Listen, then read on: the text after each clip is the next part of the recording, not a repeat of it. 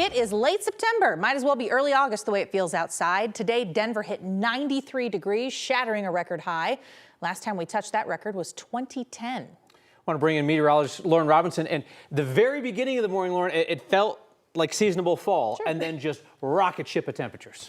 Yeah, that's why we have to pay attention to forecasts, because weather changes rapidly in Colorado. But let's go ahead and take a look at our latest drought monitor. This was released today, and you can see a couple of areas between moderate and severe drought, one of them being the southeastern corner of Colorado between Kit Carson and Lamar, the other being the Denver metro area, where we're going to continue to watch for dry conditions to really intensify over the next several days as we don't have any meaningful rain in store. In addition to the dry weather, it's been hot. We made it to 93 degrees today, which broke our existing record of 90 degrees, initially set in 1892, last set in 2010. So in addition to all of the heat, we're going to continue to watch for this dry spell. So far for the year, we've had just under 12 inches of rain.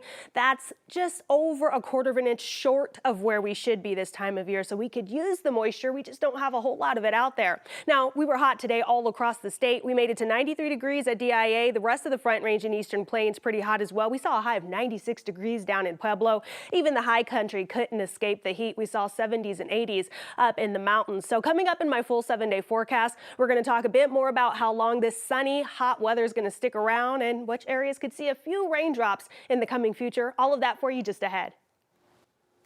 Lauren, thank you. Hurricane Helene has made landfall as a Category 4 storm in Florida's Big Bend area just within the last hour.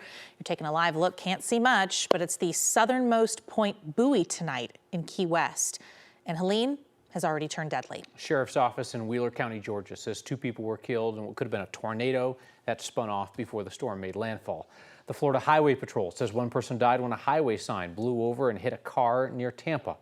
In Fort Myers, deputies are out wading through waist-deep water trying to rescue people. Forecasters have warned that the storm surge could reach as high as 20 feet in places along the Gulf Coast. Helene's bringing sustained winds of 140 miles per hour. Right now, there are nearly 900,000 homes and businesses in Florida without power. And you got to know, there are folks there trying to ride out that storm. We now know RTD fired its police chief, but the transit agency is refusing still to reveal why. 9 News reporter Janelle Finch is along now with that. And Janelle, RTD is really fighting to keep secrets from the taxpayers on this. Jenny, Kyle, Joel Fitzgerald's been on leave since July. RTD didn't say why then, and it's not saying why now he's been fired. Colorado's Peace Officer Standards and Training Database keeps track of law enforcement decertifications, resignations, investigations, and terminations. It shows Fitzgerald was terminated for cause but doesn't provide a reason. RTD rejected our open records request for Fitzgerald's termination letter. The former chief joined RTD in 2022 and was paid more than the police chiefs of Colorado's 3 largest departments. He was fired from the Fort Worth Police Department in 2019 and just won a $5.2 million whistleblower settlement from the city. While RTD didn't want to clarify Fitzgerald's exit from the agency last Friday, it did say there would be plans for interim leadership. The Attorney General's office presides over this state database. Despite that, today it said that it didn't have a comment on the matter. Live in Denver, Janelle Finch, 9 News. People living in one of the apartment complexes in Aurora that's been tied to claims about a Venezuelan gang came out to say that their living conditions have only gotten worse despite demands by the city that the landlord make improvements. Whispering Pines on Helena Street is owned by CBZ Management, a company that Aurora's mayor has referred to as out-of-state slumlords. At the beginning of the month, some tenants publicly criticized the landlords for neglecting maintenance. Weeks later, they gathered today to say that things have only gotten worse. They're now spending their own money to try and clean it up. Para recoger la basura, todos recogemos todos los que pueden y buscamos container para recoger la basura porque es que esa gusanera y ese mosquero, esa basura se pone full. City says it's trying everything in its power to get CBZ to address the issues. They sent us a statement reading in part, the property owners continue to rebuff the city's efforts or outright ignore the city's offers to assist. It's their responsibility and their responsibility and duty alone under the law to take care of their tenants. Meanwhile, Aurora police say that they have rearrested one of the 10 known members of that Venezuelan gang, Tren de Aragua. Based on the charges so far, the alleged crimes did not happen at one of these apartment complexes that have been at the center of the claims that gangs took over buildings. That suspect, rearrested, faces charges for assault, kidnapping, and felony menacing. It's tied to 2 incidents, one in early April, another in late June while he was out on bond. Aurora police say they have arrested 9 of the 10 known TDA members in the area. It was a TikTok video that brought Haitian migrants to Greeley. They wanted jobs in one of America's largest meatpacking plants. But a labor union now says what they got instead was abuse. The United Food and Commercial Workers Local 7 union says a recruiter used social media to get hundreds of people from Haiti to come work at the JBS meatpacking plant. And once they got to Colorado, the union says these people were charged hundreds of dollars to live in overcrowded motel rooms and homes. According to the union, they were also subject to dangerous working conditions, pushed to process meat at unsafe speeds, showing up even when they're sick. A representative for that union translated for 2 employees who did not want to show their faces or use their names because they're scared of losing their jobs. Are we supposed to get a better living condition, us or the cows that we are killing? OSHA is now investigating workplace safety and health conditions at JBS, and the meatpacking company also has fired its HR director at the plant, along with another HR official. JBS says it is cooperating with all investigations and finds any allegations of poor living conditions unacceptable and upsetting.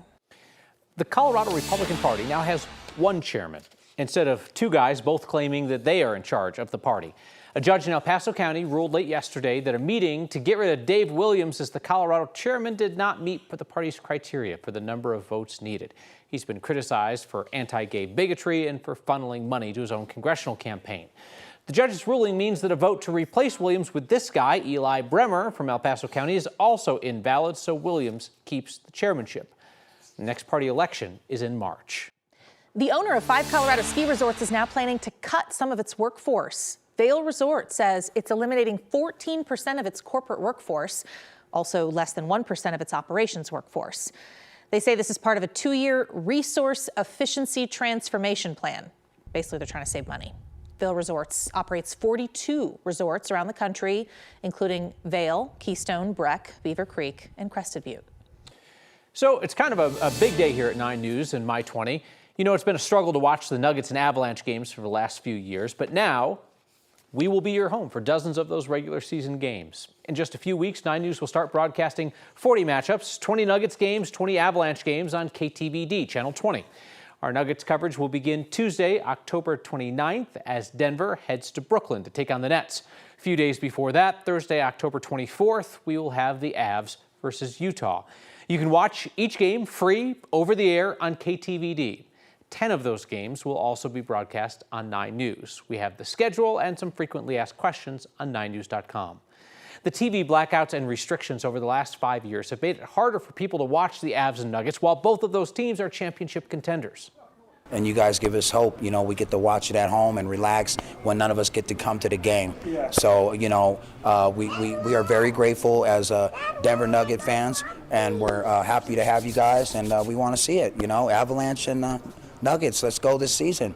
It gives us the opportunity to watch them and not have to, scope out ways, different internet services, different streaming services, a certain bar. It gives us a chance to watch them at home with our kids and kind of do everything that we got to do growing up. Once again, you can see that full 40-game schedule on 9news.com.